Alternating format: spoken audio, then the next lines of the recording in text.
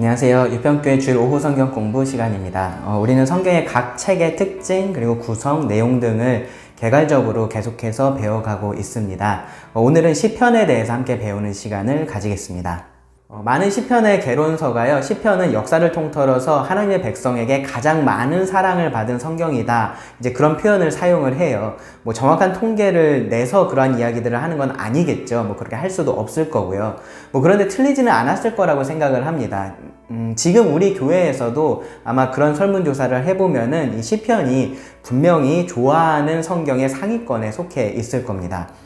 사람들이 좋아하는 데는 여러 가지 이유가 있을 거고요. 사람마다 다른 이유가 있겠죠. 그것도 통계를 낼 수는 없을 겁니다. 그런데 아마도 제일 큰 이유는 동질감이라고 저는 생각을 합니다. 마음의 전쟁 시편에서 저는 제가 시편을 좋아하는 이유를 이렇게 썼었습니다. 어떻게 들릴지 모르겠지만 내가 시편을 좋아하는 이유는 시편이 이렇게 인간적이기 때문이다. 완전하지 않지만 하나님을 바라보고 하나님을 추구한다. 예배한다. 우리도 정말 그렇지 않은가? 우리는 시편에서 나를 발견할 수 있다. 저만 이렇게 말한 게 아니고요. 이 비슷한 맥락에서 존 골딩게이라는 신학자는 시편은 달리 말할 수 없는 것을 말할 수 있게 한다라고 표현을 했습니다. 우리의 말할 수 없는 그러한 감정을 이 성경적인 측면에서 바르게 표현을 해준다라는 거죠. 또 정말로 그렇습니다. 아마 그런 경험들 여러분들 많이 해보셨을 겁니다. 뭐라고 하나님께 기도할지 모르겠을 때 이 지금의 심정을 시편이 대신 말해주고 있고, 그것이 또 나에게 큰 위로가 되는 그런 경험들을 해보셨을 겁니다. 그런데 시편은 단순히 우리를 이해해 주기만 하는 그러한 책은 또 아니에요.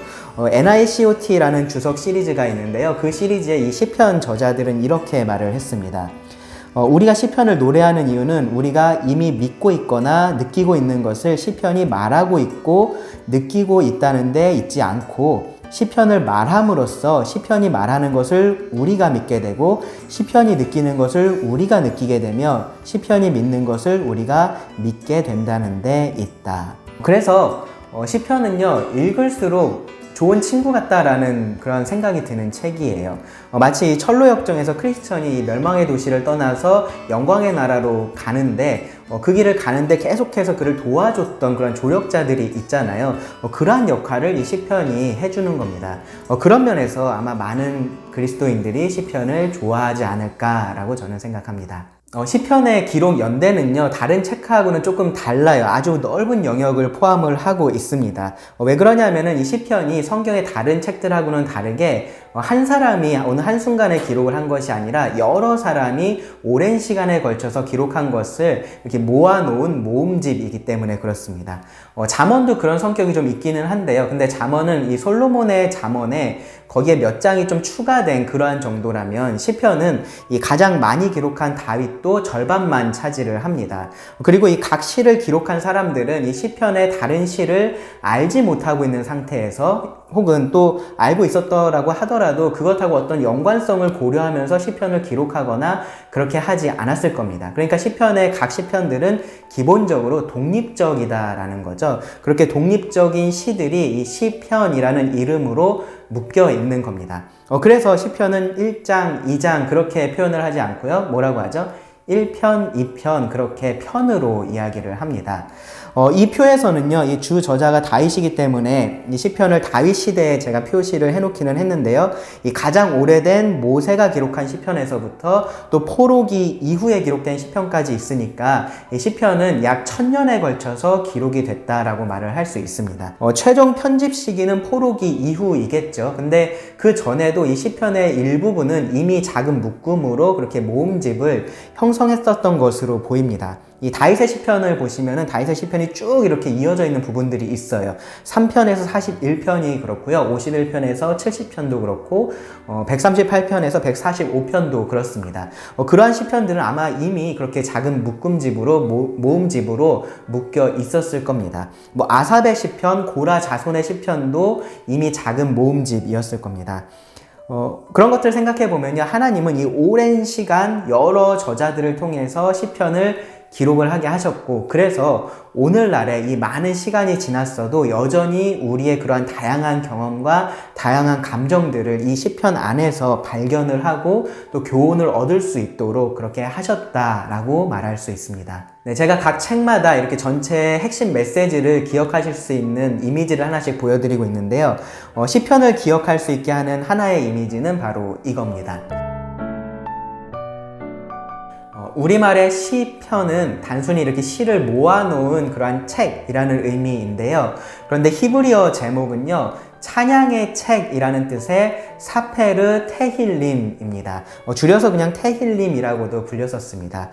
구약의 히브리어를 이제 헬라어로 번역한 것이 있죠. 70인역이라고 하는데요. 그 70인역에서는 프살모이라고 했어요. 이는 노래들이라는 뜻입니다. 그러니까 시편은요, 이스라엘의 찬양집, 예배 찬송가라고 우리가 말을 할 수 있습니다. 그래서 시편은 많은 주제들을 다루기는 하지만 궁극적으로는, 최종적으로는 이 찬양과 감사로 드려지는 예배, 그 예배가 핵심이라고 말을 할 수 있습니다. 이 이미지에서 기억하실 것은요, 하나님을 향해서 이렇게 뻗어 있는 손인데요. 이 손은 예배자의 손입니다. 예배자의 손입니다. 이 손은 탄식하고 있는 예배자의 손일 수도 있고요, 기도하고 있는 예배자의 손일 수도 있습니다. 미래를 기대하고 있는 그러한 손일 수도 있고, 기쁨의 찬양을 드리는 손일 수도 있습니다. 시편은 그 모든 상황 속에서 이 하나님의 어떠하심, 그리고 행하신 일을 기억을 하고 예배자로서 합당한 태도로 살아가고, 또 궁극적으로는 하나님을 찬양할 것에 대해서 말을 하고 있습니다.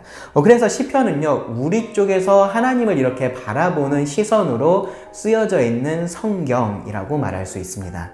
다음으로 저자에 대해서 좀 말씀을 드리겠습니다. 앞서서 말씀드렸었던 것처럼 시편은 다윗을 비롯해서 여러 명의 저자들의 이 시를 모아놓은 책입니다. 50편은 저자를 확인할 수가 없고요. 저자가 명시된 이 100편의 시편 중에서 다윗이 73편을 기록을 했고, 아삽이 12편, 고라자손이 10편, 그리고 솔로몬이 2편, 에단, 헤만, 모세가 각각 1편씩을 기록을 했습니다. 여기에 사도행전 4장 25절을 생각을 해보면은 시편 2편도 다윗의 시편으로 우리가 알 수 있고요. 그리고 히브리서 4장 7절에 따르면은 또 시편 95편도 다윗의 시편이다라는 것을 알 수 있습니다. 그러니까 다윗은 최소한 75편의 저자가 되는 거죠. 작자 미상의 시편 중에서도 아마도 다윗의 시편이 조금 더 있을 거라고 생각할 수 있습니다. 다윗은요, 수금을 잘 타는 사람이었다라고 사무엘상 16장 18절에서 말씀을 합니다. 또 사무엘 하에 보면은 다윗은 직접 이렇게 노래를 만들어서 부르기도 했었고요. 또 스스로를 사무엘하 23장 1절에 보면은 이스라엘의 노래 잘하는 자라고 그렇게 표현을 하기도 했습니다. 싱어송라이터의 가왕이죠. 그리고 악기까지 수준급으로 그렇게 다뤘었던 사람이다라고 우리가 생각할 수 있습니다. 게다가 다윗은요, 공적으로 드려지는 이 예배에서의 찬양을 아주 중요하게 생각을 했었던 사람이고요. 그래서 그것을 굉장히 체계화해놨던 사람입니다. 그러니까 다윗이 이 성전을 짓지는 못했었잖아요. 하지만 그 성전에 필요한 것들을 준비를 했었는데, 그것이 단순히 이렇게 물질적인 것, 성전 재료, 건축 재료들만 준비를 했었던 것이 아니라 이러한 찬양에 있어서도 예배를 체계화해 놓고 하는 일들도 다윗이 이미 했었다라는 겁니다. 목동 시절의 경험이나 사울과 압살롬에게서 쫓겼었던 경험, 또 왕으로서의 경험, 이러한 많은 것들이 다윗에게 영감을 주었었고, 또 그러한 경험을 바탕으로 한 시편을 많이 기록을 했습니다. 또 아삽과 고라자손은요, 성전에서 이렇게 찬송하는 직분을 맡았었던 그런 사람들이고요. 또 솔로몬은 열왕기상 4장 32절에 따르면은 이 1000편이 넘는 노래를 지었다라고 이야기를 해요. 그러니까 그 중에서 이제 2편이 이 시편에 포함이 되어 있다라고 우리가 생각할 수 있습니다. 모세도 여러분 잘 아시는 출애굽의 노래를 그렇게 만들었었고요. 또 신명기 끝에도 보면은 노래를 써서 이 자신이 그들에게 했었던 이 말을 사람들이 기억할 수 있게 그렇게 했던 것도 볼 수 있습니다. 그러니까 이 시편의 저자로서 언급된 이 사람들은 다들 그렇게 이 시와 노래를 지을 만한 그러한 사람들로서 부족함이 없었다라고 우리가 생각할 수 있습니다. 자, 그러면은 이 시편을 이해하는 데 핵심이 되는 열쇠들을 좀 살펴보겠습니다. 시편의 관점은, 이 시편의 시선은 앞선 이미지에서 제가 말씀을 드렸었던 것처럼 우리 쪽에서 하나님을 바라봅니다. 우리 쪽에서 하나님을 바라보는 그러한 시선으로 기록이 되어 있습니다. 근데 그렇다고 해도 여전히 이 시편에서 가장 강조되는 것은 하나님이십니다. 하나님이 가장 강조가 됩니다. 그래서 이 시편의 하나님은요, 만물의 주권자이시면서 또 이스라엘 백성과 언약을 맺고 또 그 언약의 신실하신 사랑을 변함없이 베푸시는 그러한 하나님으로서 묘사가 되어 있습니다. 또 거기서 그치지 않고 그런 하나님을 모두가 예배해야 한다라는 그러한 선교적인 예배로의 초청도 우리가 자주 찾아볼 수가 있습니다. 또 궁극적으로는 그런 하나님의 다스리심이 이 땅 가운데 이루어질 것에 대한 소망과 기대도 이 시편의 아주 중요한 주제 중에 하나입니다. 자, 먼저 가장 핵심이 되는 것 하나님입니다. 하나님. 하나님에 대해서는요, 하나님이 어떤 분이신지가 그분의 어떠함, 그러니까 속성이죠. 그리고 어떤 일을 하시는지 그분의 행사를 통해서 드러납니다. 하나님의 속성과 하나님의 행사를 통해서 하나님이 어떤 분이신지가 이 시편을 통해서 드러납니다. 성경을 읽을 때 이제 저는 그런 얘기들을 많이 하는데, 이 내용이 다 이해되지 않더라도 이 하나님의 주목을 해서 하나님이 어떤 분이신지를 묵상해 보는 것이 정말 좋은데요. 이 시편은 이제 그런 면에서 하나님이 어떤 분이신지를 아주 직접적으로 또 여러 가지 비유와 같은 이런 시적인 도구들을 통해서 이해할 수 있게 잘 표현을 해주고 있기 때문에 하나님을 아는데 많은 도움이 됩니다. 하나님의 속성 중에서 이 하나님의 의로우심은요, 자주 하나님의 통치하고 관련이 되어서 언급이 됩니다. 특히 시편 저자가 당한 상황, 그가 처해 있는 상황, 또 그가 보고 있는 그러한 상황이 공의롭지 못할 때, 의롭지 못할 때 이 의로우신 하나님의 통치가 이 땅에 나타나기를 간구하는 내용들을 우리가 자주 찾아볼 수 있습니다. 이것은 나중에 우리가 살펴보게 될 이 저주의 시편을 이해하는데도 아주 필수적인 부분이기도 합니다. 하나님의 의는요, 이 심판하고 연결이 되어 있고요. 그리고 그것이 궁극적으로는 하나님을 섬기는 자들에게는 구원이 되기 때문에 그렇습니다. 하나님의 의가 나타나기를 기대하면서 하나님의 백성은 하나님의 선하심에 기대어서 살아갑니다. 이 하나님의 선하심은 사랑이라고도 표현을 할 수 있을 텐데요. 이것이 이 시편에 보면은 다양하게 드러납니다. 비참한 상황에 있는 사람들에게 나타나는 하나님의 긍휼, 그리고 받을 자격이 없는 자에게 나타나는 하나님의 은혜, 또 죄인에게 드러나는 하나님의 인내가 있고요. 또 의인에게 드러나는 하나님의 인자가 있습니다. 모두 하나님의 선하신 속성이 드러나는 건데요. 그 대상과 상황에 따라서 조금씩 강조되는 면이 다르고 이렇게 사용되는 단어들이 조금씩 다른 겁니다. 우리가 성경 교리를 배울 때 제가 말씀을 드렸었던 부분인데, 이 시편에서는 그런 교리가 어떻게 이 땅 가운데 드러났는지를 우리가 볼 수 있는 거죠. 이 외에도 전지하심이나 전능하심, 영원하심, 광대하심 같은 하나님의 절대적인 속성들, 하나님께서 이 피조물과 공유하지 않으시는 그러한 속성들, 이제 그러한 것들이 이 찬양의 이유로서 또 자주 제시되는 것도 우리가 찾아볼 수 있습니다. 하나님의 속성은 하나님의 행사하고 아주 직접적으로 연결이 되어 있죠. 그러니까 하나님의 어떠하심이 하나님께서 어떤 일을 하시는지하고 떨어질 수 없는 그러한 관계입니다. 그것이 별개가 될 수 없는 거죠. 그렇기 때문에 이 하나님께서 하시는 일들을 통해서도 우리가 하나님이 어떠한 분이신지를 알 수가 있습니다. 그런 것들이 드러나기 때문에요. 시편에서 가장 중요한 것은요, 하나님의 주권적인 행사인데요. 하나님께서 주권적으로 일하시는 것. 근데 그것은요, 창조와 구원, 그리고 또 다스리심으로 드러나는 것도 알 수 있습니다. 마틴 루터가 말했던 것처럼 시편은 성경 전체의 축소판과도 같고요. 조금 다르게 말하면은 이 성경 전체의 핵심 주제를 모아놓은 그런 해설서와도 같다라고 말을 할 수 있어요. 시는 특별히 주제가 더 부각되기 때문에 그런 건데요. 이 창조를 생각해 보면은 창세기에도 창조에 대한 기록이 나오고 이 시편에도 창조에 대한 기록이 나옵니다. 그런데 이 창세기에 나오는 창조에 대한 기록은 하나님께서 세상을 창조하셨다라는 그 사실을 강조를 한다면, 이 시편에서는 똑같은 얘기를 해도 창조의 의미를 더 강조를 합니다. 하나님께서 모든 것을 창조하셨다라는 그 사실은 동일하지만 시편에서는 그 사실 전달의 목적이 있다라기보다는 그 의미를 더 드러내는 거죠. 하나님께서 창조하셨기 때문에 모든 것을 소유하시고 또 다스릴 그러한 마땅한 권리가 있으시다라는 것을 시편은 말해줍니다. 물론 이 창세기의 기록은요, 그런 하나님의 소유권과 통치권을 뭐 배제하고 있다, 그렇게 말할 수는 없어요. 단지 무엇이 더 강조되고 더 표면에 드러나느냐의 차이입니다. 뭐 똑같은 예가 이 출애굽기에도 나오죠. 출애굽 때 이 홍해가 갈라진 것에 대해서 서술 형식으로 기록된 것이 출애굽기 14장이고요. 그리고 그것을 시적으로 기록을 한 것이 출애굽기 15장입니다. 그러니까 출애굽기 14장은 그 사건 자체를 강조를 하고 출애굽기 15장은 그 사건의 의미를 강조합니다. 시편을 읽으시면서 이렇게 창조에 대한 기록들을 만나실 때 하나님께서 그 시를 통해서 무엇을 강조하기를 원하시는지를 생각해 보시면은 도움이 많이 될 겁니다. 또 하나 이 시편에서 반복해서 강조되는 하나님의 행사, 하나님의 일은 바로 구원하심입니다. 하나님의 구원입니다. 시편에는 구원 혹은 뭐 건져낸다 라는 것과 관련된 단어들이 200번 정도가 나옵니다. 또 관련된 표현이나 이 개념까지 생각해 보면 훨씬 더 많이 하나님의 구원에 대해서 언급을 하고 있다라고 우리가 생각할 수 있습니다. 하나님은 구원하시는 분이시기 때문에 그러한 구원을 바라는 기도들이 많이 있고 또 이 구원을 찬양하는 그러한 내용들도 많이 볼 수 있습니다. 이런 하나님의 구원에는요, 육적인 구원과 영적인 구원이 다 포함이 되어 있습니다.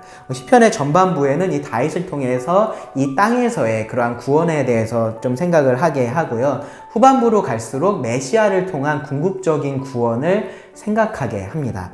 그리고 그러한 구원은요, 심판과 하나님의 다스리심과 아주 자연스럽게 연결이 되어 있습니다. 시편을 읽으실 때 하나님의 어떠한 속성이 또 어떠한 행사가 언급되고 있는지를 이렇게 주목해 보시면 하나님이 어떠하신 분이신지를 알아가는데 아주 많은 도움이 될 겁니다. 다음은 백성입니다. 백성. 넓게 보면은 모든 사람이 하나님의 백성입니다. 하나님의 다스리심을 벗어난 사람은 아무도 없기 때문에 그렇죠. 그렇기 때문에 이 모든 사람은 하나님을 예배하는 것이 마땅합니다. 당연하다라는 거죠. 그래서 이 시편의 제일 끝에 마지막에 이렇게 끝나는 것이 아주 합당해요. 시편 150편 6절을 보시면은 호흡이 있는 자마다 여호와를 찬양할지어다 할렐루야. 그런데 이 시편이 기록된 현실 또 지금의 현실도 마찬가지로 이 매우 마땅하고 합당한 일에 참여하는 사람이 있고요. 또 그렇지 않은 사람도 있습니다. 그들을요, 시편은 의인과 악인이라고 그렇게 표현을 해요. 백성과 백성이 아닌 자들, 즉 원수들, 대적이 있는 겁니다. 앞서 말한 하나님이 어떠한 분이신지를 생각해 보면은 백성이 아닌 자들은 참으로 어리석은 사람들이다 라고 우리가 말할 수 있습니다. 이런 표현들이요, 과거에도 그랬겠지만 오늘날은 더 사람들이 이렇게 좋아하지 않는 표현들이죠. 사람들은 스스로 어느 정도 착하게 또 의롭게 살고 있다라고 생각을 하고 있고요. 또 지혜롭다라고 그렇게 생각하기 때문에 그렇습니다. 그런데 이 하나님께서 만드신 이 세상 안에서 하나님께서 주신 것들을 가지고서 살면서 그 하나님을 인정하지 않고 무시하는 것만큼 어리석은 일은 없습니다. 그것만큼 배은망덕한 일도 없습니다. 요즘에 보니까 인성이라는 말을 많이 사용을 하더라고요. 감사할 줄 알고 다른 사람을 배려할 줄 알고 하는 그러한 사람들을 이제 인성이 좋다라고 말을 하고, 이제 그렇지 않은 사람들에게 대해서는 인성에 문제가 있다, 이제 그렇게 말을 합니다. 최근에 계속해서 뉴스에 나오고 있는 이런 학교 폭력과 관련된 것들, 이제 그런 것들에 대해서도 사람들이 인성을 말을 하고 있어요. 보니까 걔 원래 인성이 이랬었다, 이제 그런 이야기들을 하더라고요. 사람과 사람 사이의 관계에서도요, 그렇게 마땅히 지켜야 할, 마땅히 요구되는 그러한 선이라는 것이 있고, 그것을 넘어섰을 때는 이렇게 비난을 퍼부을 정도가 되는 건 거죠. 그런데 하나님이 어떠한 분이신지를 안다면, 이 하나님과 우리 사이의 관계가 어떠한 관계인지를 안다면요, 우리는 여기에 사용된, 이 시편에 사용된 악인이나 죄인이나 원수나 대적이나 혹은 어리석은 자, 이러한 표현들이요, 절대로 과하지 않다라는 것을 알게 될 겁니다. 방금 말씀드렸던 그런 표현에 따르면 우리는 인성에 아주 심각한 문제가 있습니다.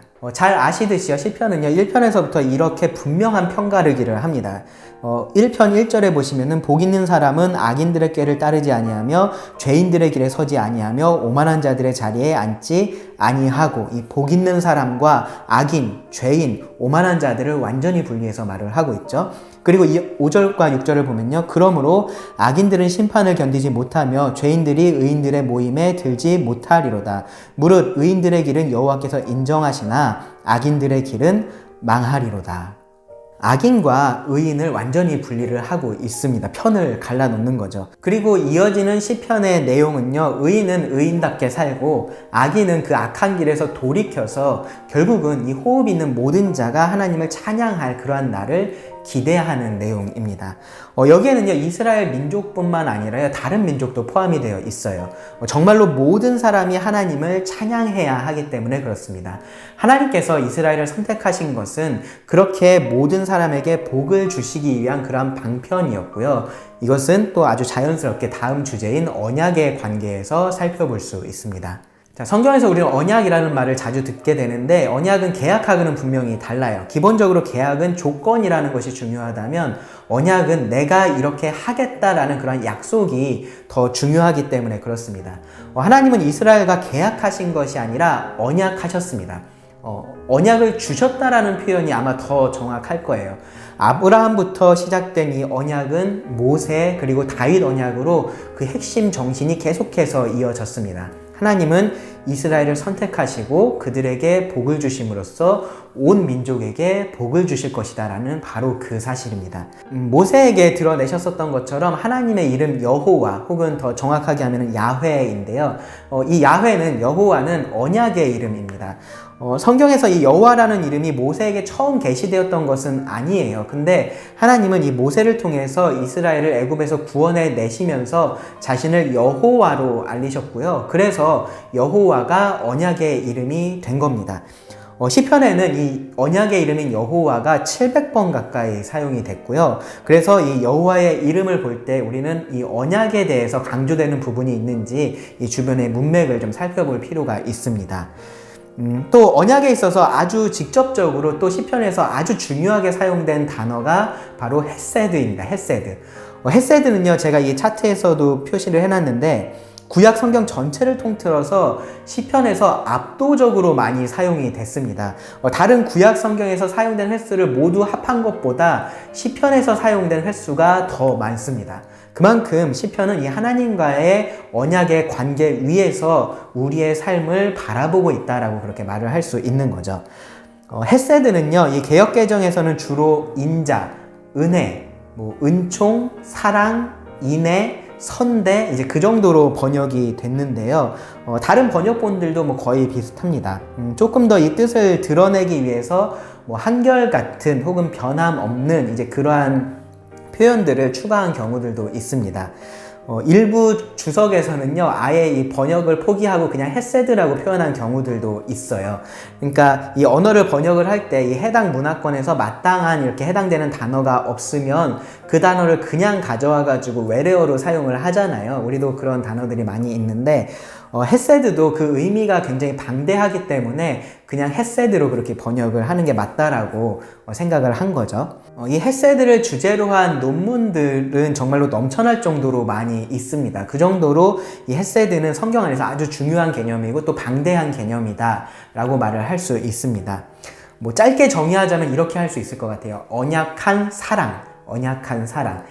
사랑을 약속하고 그 약속을 지켜서 사랑할 수 없을 때에도 계속해서 사랑하는 것, 그것이 헤세드입니다. 사랑을 약속하고 언약한 거죠. 그리고 그 언약을 지켜서 사랑할 수 없는 것 같은 그런 상황 속에서도 계속해서 사랑을 하는 것이 헤세드입니다. 그래서 이 일부 번역에서는 한결같은 변함없는 이제 그런 수식어가 붙은 건데요. 사실 헤세드를 이해하려면 단어의 어원이나 그런 것보다 하나님께서 이스라엘에게 어떻게 하셨는지를 보는 것이 가장 좋습니다.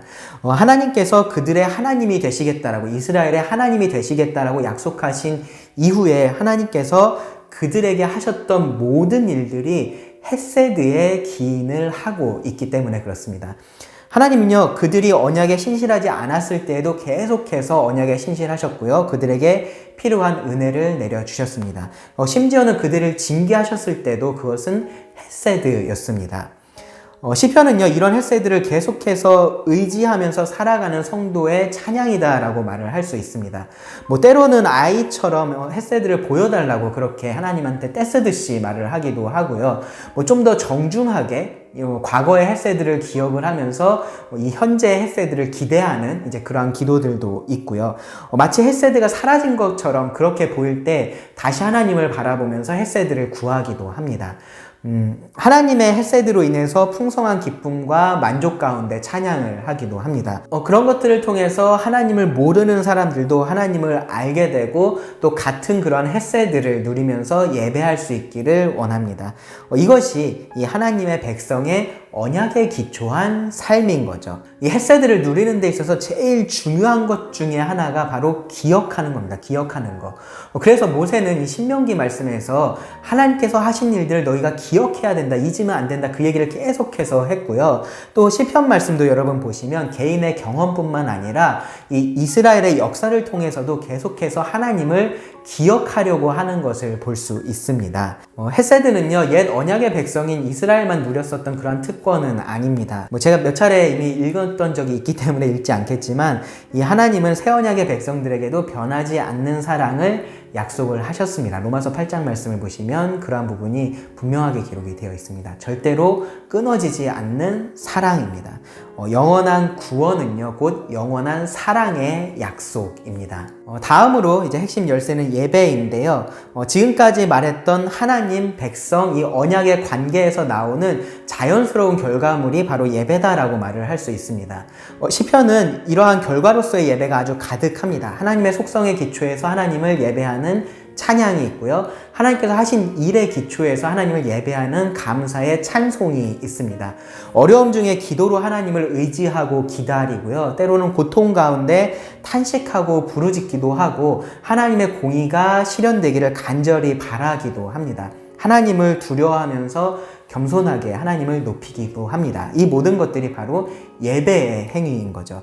이런 예배의 모습들을 통해서 이 시편의 유형들을 또 나누는데 이 부분은 다음 시간에 좀 더 자세하게 다루도록 하겠습니다. 중요한 것은 시편은 이런 예배의 다양한 모습들을 보여준다라는 점이에요.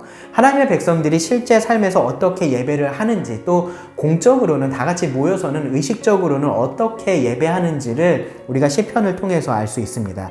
오늘날 우리의 모습하고 정확히 일치할 수는 없겠죠. 그런 모습들이요. 예배할 때 손을 들고 춤을 추고 하는 것은 지금 우리 문화권에서는 분명히 좀 다른 모습입니다. 근데 어떤 문화권에서는요, 그런 것들이 또 너무나 자연스러운 예배의 모습이 될 수도 있어요. 우리가 놓치지 말아야 할 것은요, 앞서서 언급했었던 그 하나님, 그리고 우리, 또 하나님과 우리의 그러한 관계에서 자연스럽게 우리가 예배할 수 있고요. 또 그렇게 해야 한다라는 거죠. 모습은 다 다를 수 있습니다. 그런데 마음은 다 같을 수 있습니다. 마지막 열쇠는요, 소망이라고 할 수 있습니다. 하나님의 통치가 임하기를 바라는 소망을 시편 곳곳에서 우리가 찾아볼 수가 있는데요. 궁극적으로는 메시아를 통해서 그 소망이 이루어질 겁니다. 특히 이 시편의 최종 편집이 처음에 말씀드렸었던 것처럼 포로기 이후에 이루어졌다라는 것을 고려를 해보면 이스라엘 백성들이 약속의 땅으로 돌아왔잖아요. 그 돌아온 이 이스라엘 백성들은 이러한 시편을 통해서 메시아에 대한 소망을 더욱더 견고하게 그렇게 했을 것이다 라는 것을 우리가 짐작해 볼 수 있습니다. 실제로 시편은요, 예수님에 대한 아주 직접적이고 간접적인 예언들도 많이 있고요, 또 예표들도 많이 포함을 하고 있습니다.